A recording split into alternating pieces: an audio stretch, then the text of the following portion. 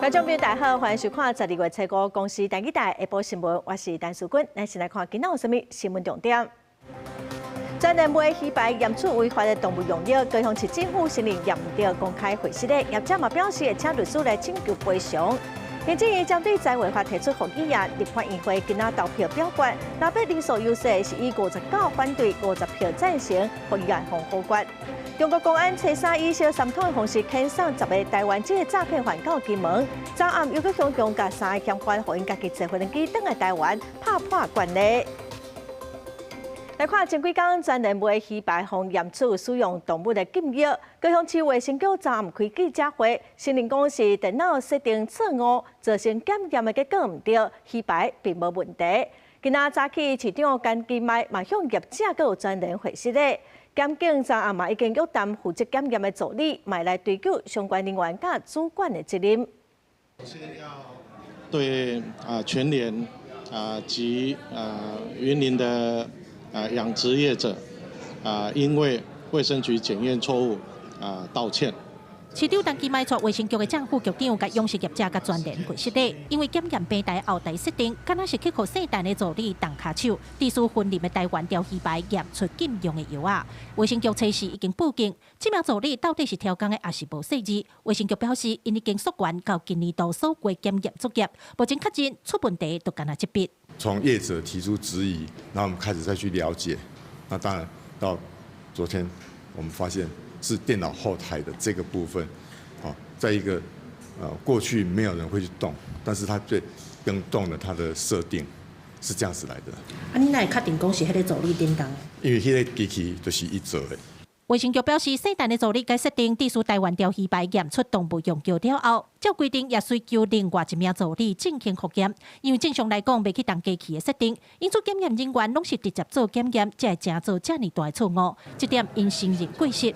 市长陈其迈也强调，未来会加强流程管理，你包括检验人员甲主管的责任，拢会追究到底。必须追究相关人员的责任，那也应该把药物的相关的检验平台重新校正标准化。这名姓陈的助理因为考到高普考，11月初时已经离职，警方已经家己带回完成笔录，检方会持续调查收集证据。卫生局表示，业者的损失甲相关赔偿会比照国赔。目前检验平台作业暂停，高雄市的食品检验拢先送去外县市做。今仔日食药署也会来协助校正机器。记者柯家族顾朝阳高雄场报道。云林口湖渔业生产合作社是表示讲，渔民回收12万片的鱼排，损失上千万。合作社讲，因接受高雄市政府卫生局会室的未提告，也毋过相关的赔偿会交予律师来处理。嘛呼吁消费者要爱支持国产鱼。摕钓鱼片，渔民大声话口号，讲口湖渔业生产合作社的产品无问题。即阵因为高雄市卫生局检验属实，地属钓鱼片的产品伫通路拢落来，初步估计数量有12万片，损失金额超过1100万。合作社表示接受高雄市卫生局会室的，后续赔偿交由专业律师处理。第一时间，高雄市卫生局开完记者会之后，我就接获了高雄市卫生局的道歉。那我们不考虑提高高雄市卫生局，因为这一件事情其实也交由检调在侦查办理了。那我们希望呢，把这个社会的资源呢减少到最低。政府改这点，是啊，久啊，敢捌拄过这种代志？安尼都真严重了，安尼咱的鱼啊都全部人买咧。合作社讲，产品出货进前拢会搭配检验，强调对食安的重视。云林县政府农业处嘛表示，有接到高雄市卫生局通报了后，去这批应是伫抽验库拉图水质测误报告出来，拢无验出来，会听业者协助后续的救偿。有关口湖渔业生产合作社要后续的相关的球场索赔的部分呢，我们县府会全力的支持，也会协助他们。一天的减量到今仔目前为止，一天伫阮遮的销量减的，而且鱼价听讲已经过2块。台湾钓协会表示，这届错误检验结果，互社会信心规个无去，已经严重影响规个产业。呼吁高雄市政府爱做补救，赶紧杀出有效的促销甲说明清楚，甲伤害降到最低。记者综合报道。立法院会今仔审查在违法复议案，这嘛是行政院长杜英泰任内第8届提出复议案。那被早就表示讲因未同意，嘛批评倒英台无责任，也毋过民进党团是认为应该让院长先到立法院报告，才个表决。也毋过落尾嘛是伫南北人数优势，以59票比50票，互议案红好决。调查立委排队投票，立法院议会初5审查财违法复议案，表决进前南北就表态袂同意复议案，因为这嘛是行政院长倒英台任内第8届提复议案，进前7届拢失败，南北立委拢批评倒英台无责任。卓荣泰早就是一个不适任的行政院院长。对他个人而言，根本不痛不痒，付出代价的是国家的资源，一定会把这个怠惰职责，而且完全不沟通的卓荣泰院长所提出的复议案，我们一定会全面的把它退回去。进前调查协商，民进党团主张先互倒英台去立法院报告，不过南北坚持直接表决。民进党团批评南北无邀请倒英台来说明，是因为唔敢面对家己的错误。国众所通过的财阀法再度的修正版本，仍然维持同样的公式设算错误，考第2次还是犯同样的错误，你当然认为老师不用帮你订正啊，不想让这个错误被摊在阳光下，让全国的人民看到。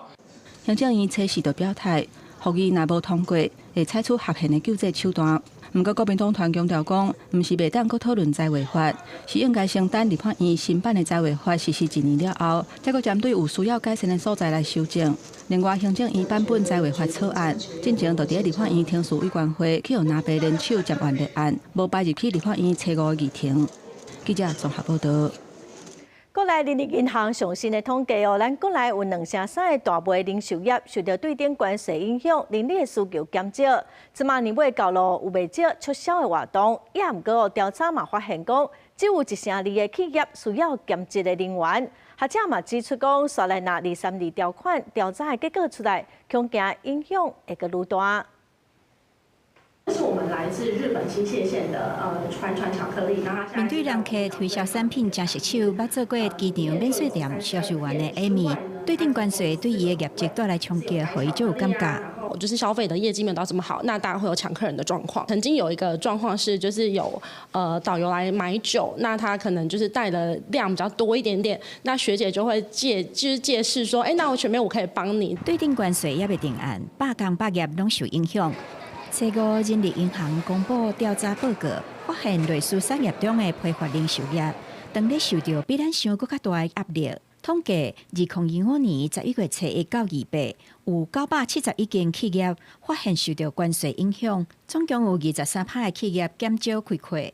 就算年底百花周年慶大月嘛，敢若有12.2%，比過去平均較低。有87.8%的企業承認無要再加請人。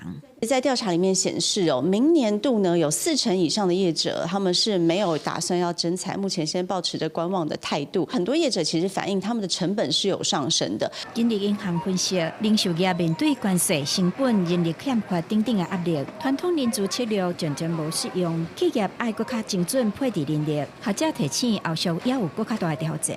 高体關稅那一部分，如果稅率不是太低的話，那第一個就會影響到我們台灣電子產業的出口嘛。未來如果它移居到美國去，那它當然以後就是在美國消費，就不會在台灣消費嘛。學者嘛分析，類似產業刺激不止關稅影響，大眾對國內旅遊嘛失去信心，加上平日甲假日民眾出頭消費的習慣差介濟，嘛是原因之一，需要久長的策略改善。公視新聞採訪報道。日本昨日中華溪州是彈射擊演練，所有一粒榴彈彈向鄰家厝加載是無人受傷。各國隨送慰問金來安打民眾，嘛強調講會負責賠償，會來調查事故的原因。面體外口原本正平靜，雄雄飛來一粒榴彈，先弄到頭一間面體樹仔嘛彈甲斷過，所落來榴彈閣彈去第二間面體厝頂，落尾弄到第三間厝的圍牆，榴彈才落佇牆圍的外口。風落嘛，落佇阮的厝頂，還佫厝裡邊。後生行嘛有啊，行有啦。這屆較奇怪。你過了10年唔捌落到那個村莊。我這弄啊，1000啊。1000啊。哦，落地下就對啦。落地下迄土誒，唔捌啦。我家己厝底啊，是講你啥物拋來，因為邊個厝頂安尼叫靠江门街地点跳舞组啊。国军拜是伫中华溪州乡进行实弹射击演练的时阵，有一粒155公里的榴弹，毋知什么原因射偏往溪州乡大庄村的面体飞过去，有3间面体受损，加在无人受伤。国军嘛随派人慰问，向居民会失礼，表示会负责交代。获报后呢，炮射中心单位指挥官立即亲赴现场慰问，向居民表达歉意，也获得住户谅解。后续由专业人员陪同司令部编组专案小组前往调查，来厘清事故造成的原因。国军的炮阵地伫中华电中中州路附近，原本榴弹应该是爱落伫大约8公里远的倒水溪溪埔，却意外落伫4公里远的面体附近。国军表示，这粒榴弹疑似飞越天的量不够，会阁成立专案小组调查事故原因。记者杨淑晴中华报道。桃园大园一间铁工厂9月爆炸，造成一个伫摒扫化学槽的工人死亡。调查发现，讲这个化学槽本底是放乙丙酮，时间一久哦，这款化学物质结合变做是俗称撒旦之母的炸药 TATP， 引起爆炸。这嘛是咱国内的头一案，所以警政署是呼吁业者乙丙酮的保存都爱特别细腻。医生报，那后来我是看到屋顶在冒烟。民众出动时看到的都是桃园头件即载验出撒旦之母炸药成分，致使一人死亡的案件。事故经消防、警方甲劳动检查处调查后，发现结晶竟然是有高度危险性，俗称撒旦之母的三过氧化三丙酮 TATP。劳检处已经对铁工厂进行停工的处分。本处已对该铁工厂进行停工处分，并将调查分析的检查报告送至治安署审阅被查中。爆炸意外发生伫今年9月初10，桃园市大园区一间铁工厂，64岁的宋姓员工咧清理土存槽内底结晶的时，熊熊发生爆炸，以后砸甲飞起来，不幸过往。针对这件公安事件，警方依法甲涉嫌过失致死的相关人员移送桃园地检署侦办。它的晶体跟成分以国外期刊研究发现，异丙醇在长期自然存放情况底下，可能自发生成TATP， 研究结果是一致的。化学工厂在生产物质的过程当中，常见的一个副产物，它只要一个非常小的一个摩擦，给予一点点能量，它就会产生非常大的爆炸。化学专家表示，撒旦之母的稳定性真低，小可勒到就会引爆，人称散食人的炸弹。过去嘛多处伫空中防使用，亲像2005年伦敦地铁甲巴士连续爆炸案，2015年巴黎爆炸案，2016年比利时布鲁塞尔连环爆炸案等。这是国内头摆发现乙丙醇长期存放自然形成 TATP 成分的案例，为避免类似意外搁再发生，警政署也已经发函相关部会转至相关业者，加强化学品储存作业安全。公司新闻桃园报道。中国公安初三雄以小三通的方式遣送10个台湾籍的诈骗犯到金门，并无依照过去的两岸共同打击犯罪机制。陆委会是表示不满，早暗晡又阁无通知，阁甲3个嫌犯，互因家己坐飞机转来台湾。刑事局只好赶紧去松山机场带人。中国公安初三用小三通的方式，无照两岸共打机制，直接遣送10个台湾籍洗钱诈欺嫌犯到金门。加工初时按算用同款的方式，各等3个人转来台湾，去陆委会以诈骗身份伫码头动落来。无想到迄天暗时，中国公安互3个台湾籍嫌犯家己坐飞机到松山机场。另外3名能不能上传？决定权是在我方，那我们现在也在做查证的工作。松山机场转来这3人，是毋是就伫厦门码头，互咱方动来这3人咧？目前陆委会暂无回应。不过这3人要落松山机场，刑事局知影了后，紧急派员。其中1个人确定伫台湾无通缉身份，说明了后家己离开。另外2个人分别因为违反枪炮弹药管制，也甲过失伤害逃亡海外真久啊。目前已经送往北检等待执行。准讲这阵咱方嘛有要遣返对方的人犯，不过陆委会讲，两方因过签署的共打协议，显然这阵对方因为政治障碍，无愿意执行。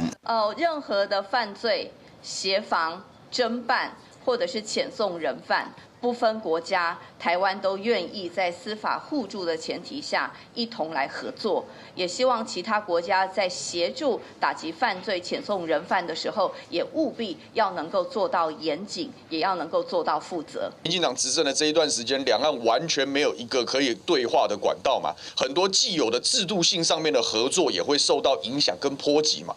陆委会、海基会都还在啊，好，不要这个东西求来的接不住。中国等人犯恐惊变未来常态，那样爱政府赶紧沟通。学者提醒，对方试探的行为，咱方应该设法把主动权提倒转来。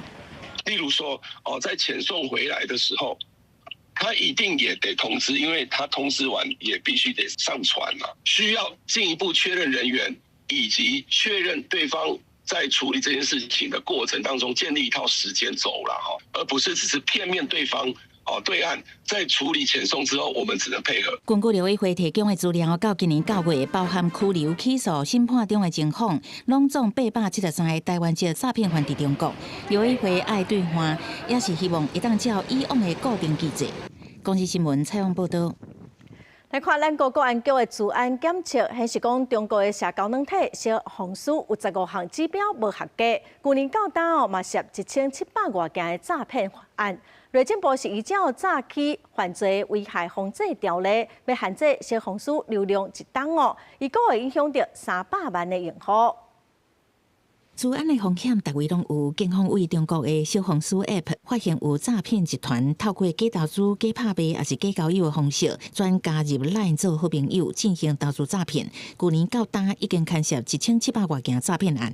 今年从1月到11月呢，总共件数是756件，但是财损已经超过去年的金额，达到了1亿1477万余元。最上社会发展部初三经说明，中国的小红书抖音、微博、微信一家必度分盘5种 App 的使用风险，要求公务人员袂使转来用。内政部初时先对小红书发布网际网络停止解释，也加限制接收的处分命令，限制流量速度。如果你的平台在中华民国境内要运作，要让民众使用，那你就必须要接受中华民国的法律管辖，而且要回应我们对于在平台上面有各式各样违法违规的行为的一个改善。处分命令期间是1年，已过300万用户受影响，而且台湾的网络资讯中心协助执行。专家表示，相关的处分会让小红书失去收集用户个资的可能。之前有听说他们在法规面有在评议这件事情，我们会以收到处分书，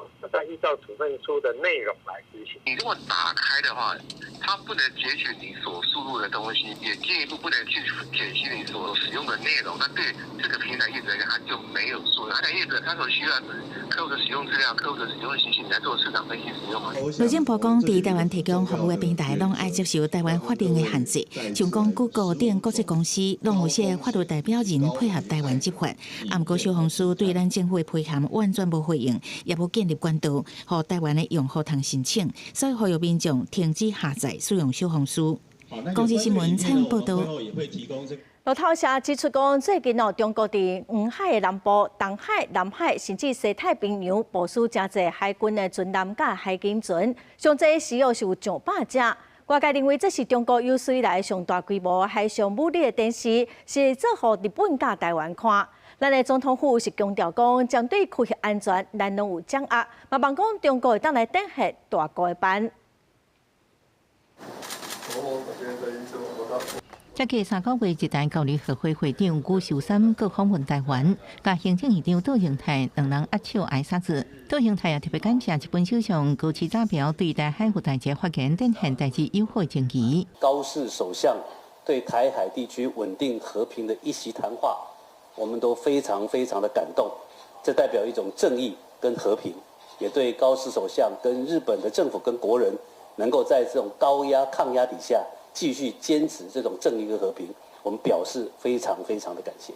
今後も台湾と日本の協力と交流をより一層高いレベルに引き上げるべく、卓永代行政委員長のまた変わらぬご支援ご協力をお願い申し上げます。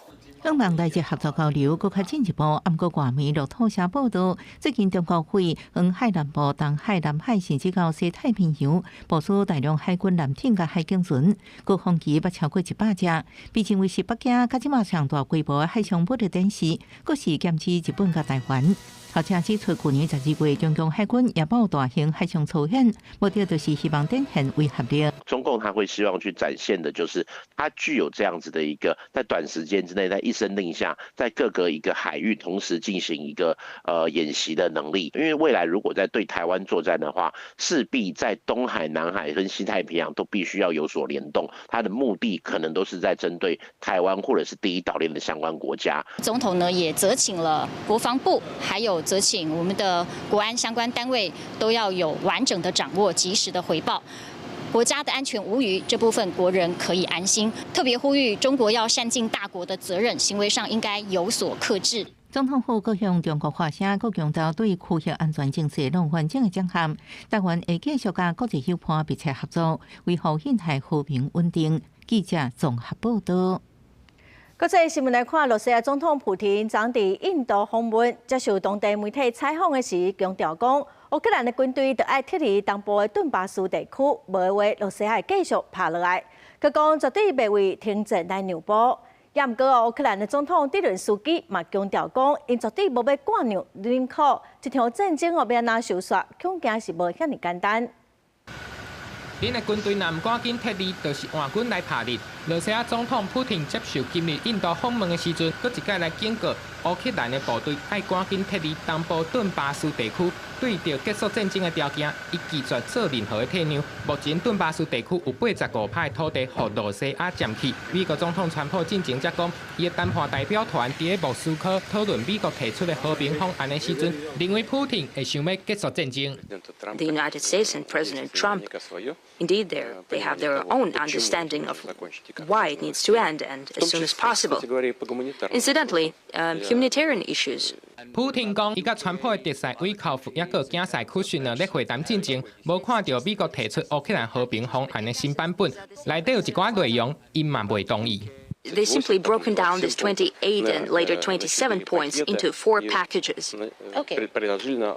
And they suggested we discuss 4 packages. 普廷是无讲问题出伫咧倒位，但是目前还佫有2大问题超袂好势，包括罗西亚占领乌克兰土地要安怎处理，还佫乌克兰的安全保障。乌克兰这边讲，因绝对袂甲罗西亚抢走的土地就安尼送出去。乌克兰的总统泽连斯基强调。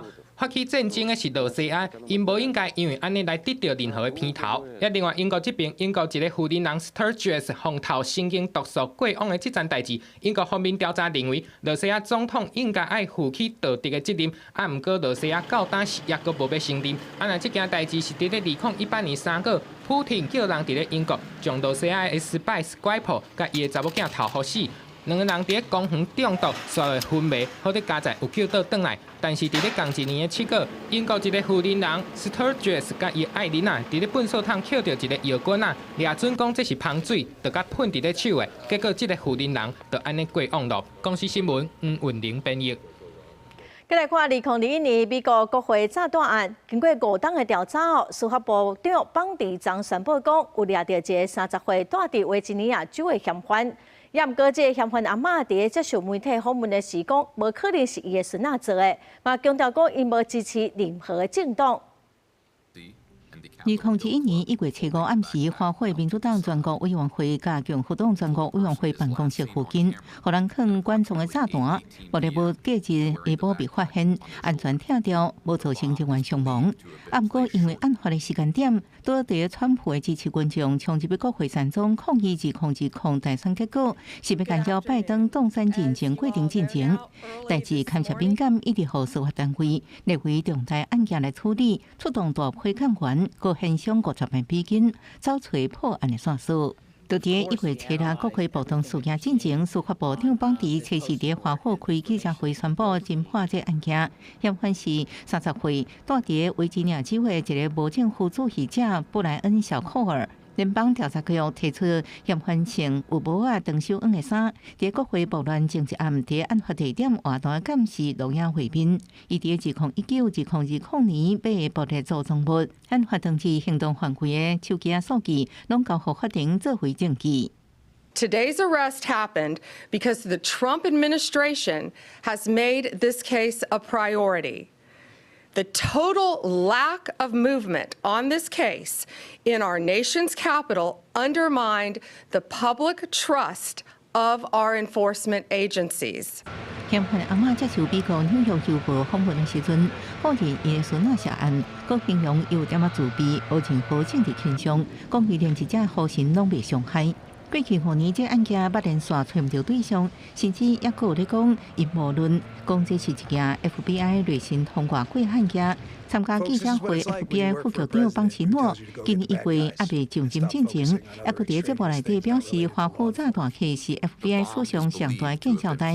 佮讲 FBI 知影炸弹客身份，啊，毋过无想要公开。公司新闻王慧文报道。再来看香港大杯防护湾火灾，有200人死亡。香港政府嘛下令讲，找啦进前就爱甲300外栋当个维修的应届防护网拆掉。另外，香港政府讲，伫网络传播假消息是反华媒体，是反中的乱香港的分子，佮甲一个26岁中国网青抓起来。香港防护湾主题头前的广场，伫火灾内底多过1劫的住户，抗火追悼牺牲者，各用手巾仔7白晒。这场火灾，互100人伫火场当中死亡。香港政府除了将维修工程承包商放入建筑，顾问公司放假，依法撤销大楼修复计划登记以外。伫调查火灾现场内底，佫发现负责制作应届防护网的厂商涉嫌造假产品的安全数据。港府7、3暗时下令，要伫7、6进前拆除全香港咧维修的300栋建筑应届防護網。所以我而家宣布，所有而家進行大維修嘅樓宇，包括所有公營同埋私營樓宇同埋政府大樓，如果佢嘅外牆係有棚網嘅話咧，都需要即時將呢個棚網咧下架。喺香港境內未少維修建築嘅應屆外口，用綠色嘅塑膠防護網測試開始。這個防護網伫工人掛工時下攏拆掉。有居民表示，為建築嘅防護網已經設幾啊年。The green net has already here. I think it was in December of 2023. If I remember correctly, it's almost 2 years. 针对过去1礼拜伫网络散布火灾相关假消息的网络媒体甲有名人，香港政府严厉批评是反华传媒、反中乱港分子，佮掠一个26岁中国籍姓陈的 YouTuber。这网红捌拍影片表示，火灾死伤者是罪孽深高，互火烧是报警无效同情言论引起网友怒火。香港政府表示，这无报社的分子有其他用心，佮分发煽动性宣传单，对受害居民造成2次伤害，是故意把乌救援工作造成社会分化对立，所以被绑定会采取执法行动。公司新闻陈时东报道。来关心天气哦，明仔载拜六甲礼拜哦，天气会较小暖咯。气象署表示讲，后礼拜受到东北季风佮有偏东风的影响，北部的温度变化会较大，这方面地区哦会落雨，中南部早暗的温度晴差会较大，所以民众都爱特别注意。随着下一波东北季风增强的一个影响之下，在北台湾地区的一个温度上都是会有比较明显下降的一个情形。不过这一波的一个东北季风，它其实所带来的一个冷空气并不是说到太多，所以就像是在北台湾地区的一个高温上是有比较明显的下降，大概是都在21到23度左右。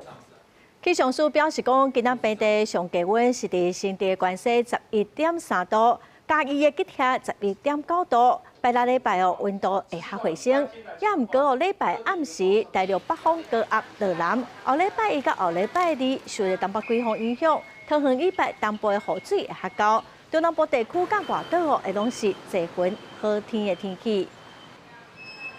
再来看2025年亚太药剂医学会早起伫台北南港的展览馆来举行。总统赖清德的致辞时表示讲，药剂病是全球公共卫生真重大的挑战哦。咱台湾有9万外人的西药剂，一档就爱开15亿的美金。嘛，望讲会当互愈来愈侪病人会当伫处理西药剂来提升生活品质。嘛，望讲2035年哦，会当有18%的病人会当伫处理西药剂。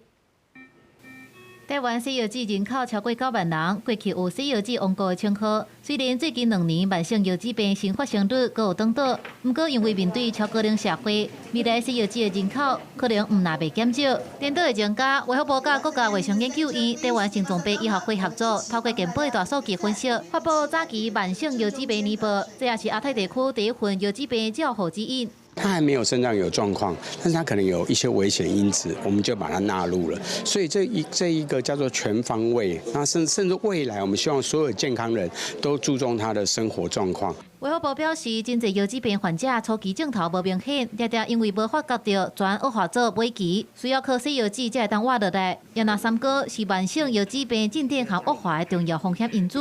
所以这份年报头一届结合初期甲尾期的腰子病完整的资料甲风险分级指标，针对无共风险等级的患者，提供药啊甲卫生教育等精准的照护模式。糖尿病整合照护计划跟大家医的结合，然后导入了把肾病融合在糖尿病的照护里面啊，这个是一个。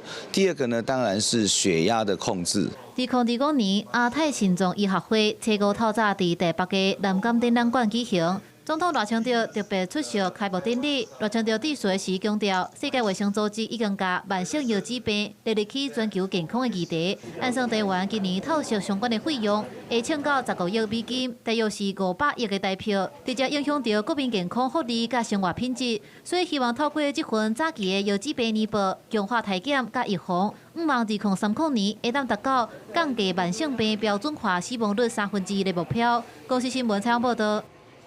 政府已经决定2027年开始要全国禁止用品市场哦。现在咱国内有421个用品的市场，上侪是只有1档的转型期。环保署嘛表示讲，目前一日是有600多栋的家庭用品、焚化炉、sun糖甲新一能厂会当处理。也毋过，无人烦恼讲烧品敢会造成污染。环境部嘛强调讲，目前烧上侪品的台中市的文山焚化厂，监测戴奥辛的浓度无增加，颠倒是减少。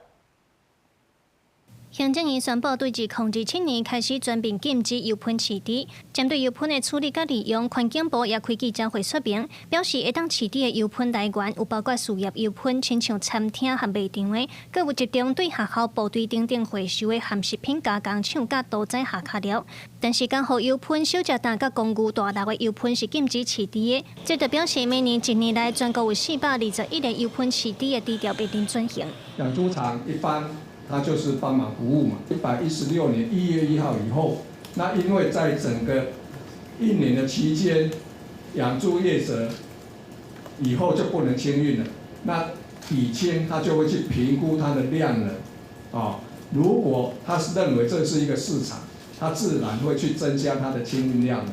环境部表示，转型期间针对油品市场的低调，要全面加装温度和影像即时监控设备。也若在油品的车嘛要装 GPS， 打算12月31之前完成查验和法规修正。面对有业者讲要拒绝载油品来表示对政策的不满，环境部表示理解，嘛讲已经甲各县市的环保局甲清运业者加强沟通，来协助载无人处理的油品。嘛指出，一天600多吨的家户油品会以焚化炉、sun糖和性质能源厂等等来处理。各县市环保局。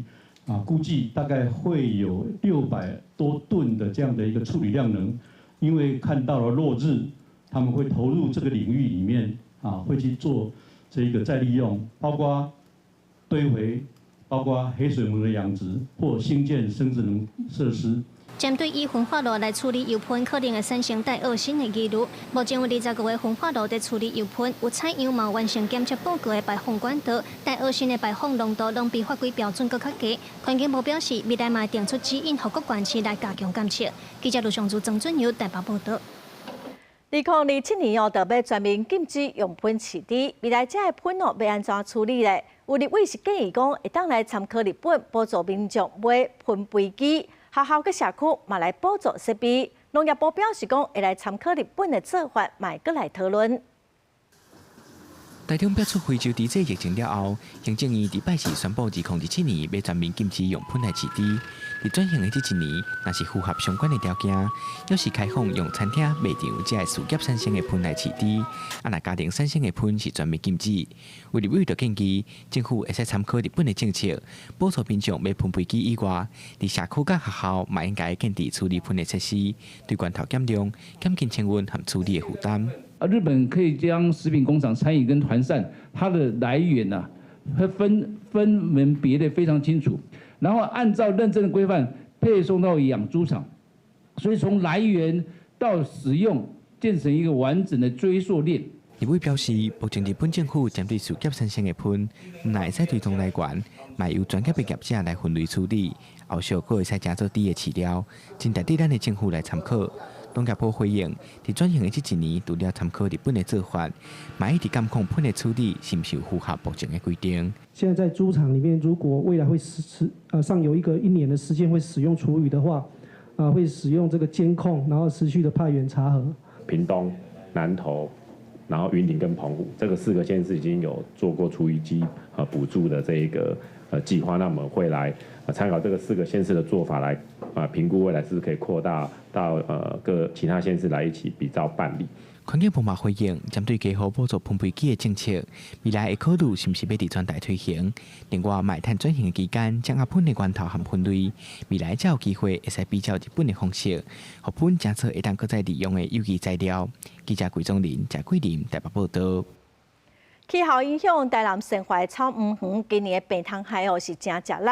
有农民讲那剩去治着草莓的癌症，所以目前的产量只有过去的一半。这恐惊要等到明年1月中天气较凉冷，才会较大出。种草莓农民昨天透早就爱顺这草莓丛，然后病菌就通当场烤掉，像这大小鱼嘛，就是人讲的连带细菌，也佮有炭厝病顶，今年特别严重。农民形容那像是草莓感症，根本就无在疗救。像这款状况，今年台南生活草莓园特别明显，嘛造成产量比去年差不多减5成。平均温度热，佮等到11月份要佮做热嘛。今年的草莓。咱种落了，伊迄种长无长吼，那死袂少，大困落嘛。伊迄个甲迄个苗场的话，伊算久吼，嘛是会算发生问题啦。所以今年知影嘛，佫死袂少。所以阮种落的时候，那是真济。家己用咱的无长类繁殖一寡材来去摄。所以咱就慢去啊。经过了解，台南草莓伫10月采种，那苗栗遐是11月种。不过今年各产区收成拢无好，生活农民讲，这阵仔温度较悬，病菌嘛探较紧。那过去佫会使家己做材啊，备一部分草莓栽互民众。今年嘛无栽好卖啊，这回减量嘛连带影响咧卖草莓饼的店家，因为草莓无济，卖饼的嘛只好甲卖的时间前2礼拜。夏天的台风其实也是蛮多的，在育苗的过程中，其实它的根茎还有病虫害也是蛮严重，所以今年的育苗的量大概是以往的大概3成4成而已。今年想要吃草莓的朋友们可能会观望，大概在观望中，大概是会。在 delay 的大概1个月左右这样。虽然已经有部分的草莓园开放互人买，不过业者嘛坦白讲，这阵季草莓的产量无法度出来，满完为止。农民希望说来气温下降，病害就通压落来，按算1月中以后，产量才有机会恢复正常。记者苏台南采访报道。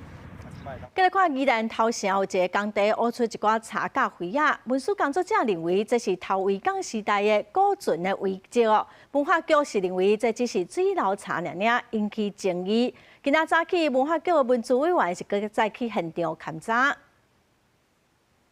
文化局科长甲文资委员进入工地进行现勘。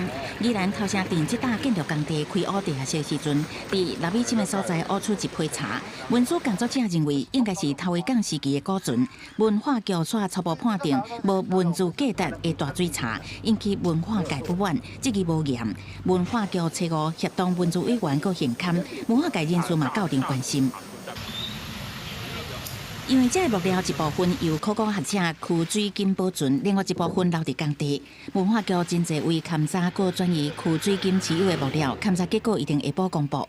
清朝的时候是这里算应该是都是河道了，这里河道里面来讲的话，因为它后来是因为那个山崩那个才那个遗迹下来，在地元老表示，乌出好亲像古船的地点，日治时期以前是河，头城镇有头围港河船停靠运输。尾啊，1924年因为风台大水河，地势山区土石流甲河道塌去，头围港也因为安尼废除。有文书工作者摕台湾宝岛明地板比对，证实乌出目列地点淹过是河道。位置其实就是这一个，大家有没有看到一个框起来的？对，这个就是河道位置啊。现在接下来我们希望说现场的讯息如果不能用考古的方式，至少也能够摄影录影把那个现场的讯息给保留下来。目前工地已经暂时停工，但文化局现勘结果，有文书工作者建议文化局现场信息若是袂当用考古方式研究，嘛应该透过摄影方式记录。相关处理程序无应该拖伤久，影响到建商的权利。公司新闻采访报道。再来看新竹市东区代替新增火车头的附近最近有真侪乌托邦拢乱停车，有的阁违规停伫私人土地汽车的停车格，嘛常常去挡着其他车的出入。应该是停汽车的停车格，所坐台乌托邦停伫顶头，连到互原地要停轿车的人找无所在停。这是新竹市代替新增火车站附近，就将附近的乌托邦停车场改收费了，有不少人为着省停车钱，乌白乱停。每个人公德心不一样，因为没办法要求每个人公德心要怎么样啊？那就看警察会不会来开罚而已啊，就这样啊。对，乱停会造成我们停车很不方便啊。看能不能有什么改善方案，有没有？这样不要给人这样乱停。当地里长指出，因为附近是私人土地，所以暂时规划停车格，加上目前并无收费，不少民众为着方便，加上省钱，就乌白停车，有时甚至会挡到其他出入的车辆，造成真大的困扰。200公尺还有一个机车停车格，那个是要收费的，所以他们可能也不愿意付这个停车费，所以都停在车子的并排右侧，所以当时我有请关东桥派出所来这边检举，因为车子停在停车格，你如果停在它的右侧，它上下车不小心会刮到或者是碰撞到，到时候都会衍生一些交通事故的纠纷。警方指出，按照道路交通管理处分条例，咧禁止停车的所在违规停车，会当罚600到1200块。警方呼吁爱遵守停车规定，才袂接罚单。记者杜君和新竹报道。屏东县统计到今年11月底，总共掠到青豆丁11万只，数量是有史以来上侪。有关议员是建议政府唔拿掠青豆丁有奖励，乌卵嘛应该爱有奖金。办讲青豆丁造成的农损，买当来来做天然灾害的补助。我觉得今天要捕猎它，坦白讲，对它的习性还有它的性别，我感觉这更重要的认知啊。议员洪宗基甲青豆丁直接早到议会质询，互大家惊一跳。因为屏东县青豆丁掠到的数量，对109年的8000多只，到今年已经突破11万只，生态数量惊人。洪宗基希望县府会当思考移除的方式，敢有需要做调整？是否已经有朝着抑制数量的目标在前进？单纯从这个移除的数量来看的话，我们是全国第1名，但是这个第1名并不是可喜可贺的事哈。中央的指导跟支持，那地方怎么样落实哈？这是我们不断的在精进的一个过程。洪宗基讲，伊协助万单的农民，一暝掠到的基本上就是100-200只起跳。早来议会这几只嘛是昨暝掠的，伊强烈建议甲移除青豆丁的卵，嘛列入去奖励范围，一个收到60-70粒卵，那会使移除，等于是减少100只的青豆丁，可能才有法度降低数量，减少农损。你要挂卵拢毒啦！你今天他去产卵完之后，生了后一出来，互你猎人掠到，你只抓到他的活体呢。可是你有想到伊的卵无？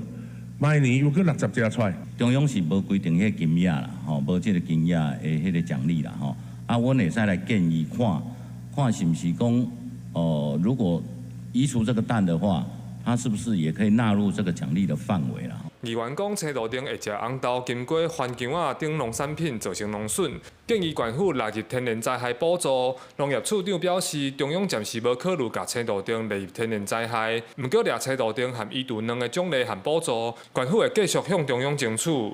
记者柯明哲，屏东报道。再来看保育动物林甲鸟哦，你要绝种咯。逐当的4月份到9月份哦，因拢会飞去花莲的美浓野莲池来探种。过去哦，农民拢会放炮啊来赶这的鸟啊。林业署哦，即马是提供农民补助跟奖励金，望讲哦，因卖去赶鸟啊来补偿农民的损失。即马搁要来协助农民哦，推杀引种的野莲。林甲鸟是一种水鸟啊，野莲是水生食物。这两款生物拢伫咧美浓生活，因为林甲鸟会去甲田里的野莲夹断，对农民来讲真困扰。伫咧较早，农民会用炮啊甲林甲鸟赶走。那时候我看到迄鸟啊，会赶，因为也危害我的野莲，会用冲天炮赶，后迄个啥网子去赶。目前，林甲鸟是保育类动物，当咧面对消失的危机，野鸟协会、政府和农民三方斗阵合作，提供林甲鸟生态的环境，互因无烦无恼伫咧野莲田生活。只是对这寡农民来讲，损失真大，需要政府斗相共。林业署毋但提供农民补助和奖励金，也找小路，把这寡野莲推塞到大卖场去卖。因要采收的时阵，拄啊因在迄个生态嘛，所以讲因就较慢采收，吼，就减少因的收入。咱就用迄个生态给付这个办法，吼，来补助因一寡钱。足感谢迄个家乐福，吼，提供这个通路，吼，互因农民，吼，有一足稳定的一个收入安尼。那对野莲农来讲，他们损失了一些，但是他们有一些补偿，但是其实那补偿很小，他们损失的还比较多，但是他们愿意，支持高雄鸟会的这个保育行动。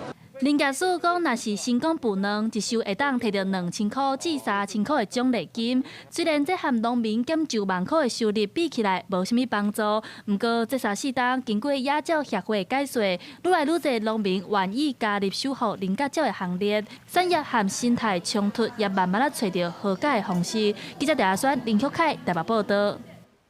南投县政府争取经费，伫中寮乡的卫生室设一个气科的医疗站，方便附近的民众会当就近来看喙齿。65岁的老大人哦，做喙齿，佮会当来申请补助。医师设置替民众洗喙齿，南投县北中寮原本是一间齿科诊所拢无，当地人看喙齿，拢爱到南投市也是草屯镇的市区，开车来回2点钟，若是坐公车，甚至要浪费半工的时间。即马北中寮的齿科医疗站启用，对拜三开始，逐礼拜看4天，民众真肯定。不过，若住较山顶的时段出门也是无方便，也有民众建议补贴补喙齿、做喙齿的费用会更较完善。要让更多人知道，它使用率提高的话，这样才能够发挥更大的效益。山上的或者是独居的阿公阿嬷，他们怎么样出来到这个牙医诊疗站来？我觉得这是一个蛮大的一个问题。就爱走草屯啊，无就再走南投。这往返的时间拢超过7点钟以上哦。年纪大需要换喙齿，也是要补喙齿，也是要植牙啥。这若讲有一个方案会当政府单位会甲咱斗帮忙。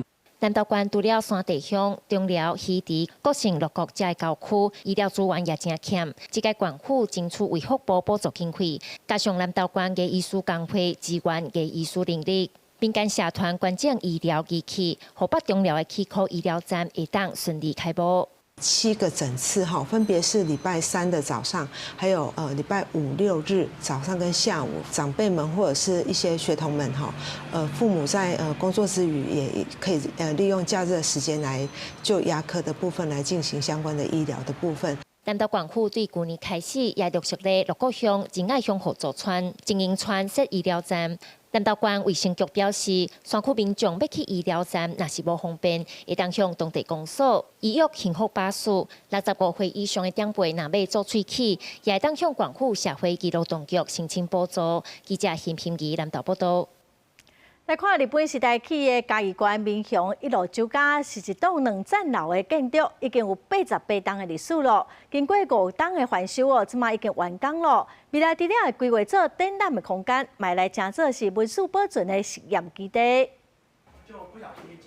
负责人向大家来绍介未来空间暗算规划。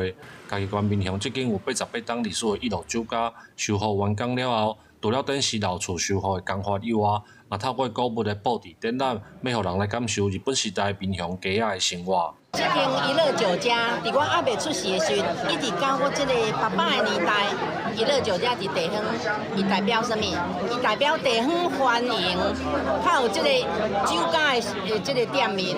你若踏入这个空间，你就会使看到滨乡这个所在，这90年来的变化。这90年来的变化，毋是干那这硬体尔，伊个透过内底展览，透过内底工作坊、讲座，拢会使带你倒去甲过去。这间一路酒家成功申请到文化部私有老建筑保存再生计划的补助，经过5天的时间来完成修复，唔但替滨乡家仔保留日本时代较大的重要基地，嘛会配合地方文史团体，将做保存地方文史的实验基地。169家它就是一个历史的一个媒介，然后让我们去回头看以前民雄发生什么事情，那我们也借由它以前就是一个讨论公事的一个场合，我们在讨论这边以前发生了什么样子的议题。负责人表示，一路酒家规划4个部分，除了消解滨乡汉药房、西药房甲酒家的产业变化以外，嘛会配合文史团体伫滨乡来进行文化的保存甲研究，希望互这间为日本时代留落来酒家，会当继续伫地方来记录新的故事。记者林慧婷嘉义报道。波兰出口真侪亚蛋侪物件哦，其中有一款玻璃球真出名。伫个首都华沙有一间开30多档的玻璃工厂，最近哦是拢真无用的赶来自全球的订单。透明玻璃管伫个火内面是烧甲红，玻璃师傅把咱是真细致甲细细的分的，制作出各圆各完美的亚蛋玻璃球。这间伫个波兰首都华沙的家族企业玻璃工厂，30年来是生产各种手工亚蛋玻璃的配件，传统风格含工艺得到世界认可，连美国北京的亚蛋球嘛挂过因兜的物件。Zawsze są nowości, nowe formy, nowe wzory. A jest zawsze jakieś tam wyzwanie. Tego trzeba robić z pasją, włożyć serce w to szkło, bo inaczej to... 根据欧洲外汇交易和下国付款公司审台报告，波兰2023年亚蛋配件品的出口额到6820万欧元，排全球第5、欧洲第3。这间工厂嘛以高品质在国际市场徛甲真侪，主要是卖去德国、美国、法国、捷克、瑞士、奥地利等等。因为坚持用喙来分玻璃，用手工画较好，每一个公司拢真开时间，爱用真侪力，各项成本拢真悬。业者嘛相信讲无法度和中国大量生产线来拍计小节。Our main goal is to compete with them in terms of quality, design, creating new stuff, so new ornaments, new decorations, new ideas.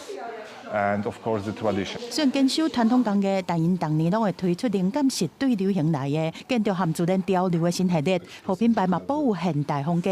虽然最近几年商业设计领域拢在烧 AI， 业者同款坚持生产线袂有人工智慧，一切拢保留原创价值。公司新闻是会中编译。下晡报天气，咱来看各县市详细资料。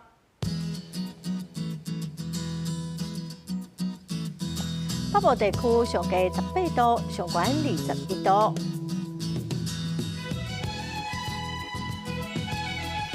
中部地区上低18度，上悬25度。南部地区上低20度，上悬26度。东部地区上低17度，上悬23度。再来看外岛地区，上低15度，上悬21度。感谢观众朋友收看《公视台语台》播新闻，我是陈淑君，明仔载下晡3点，咱再会。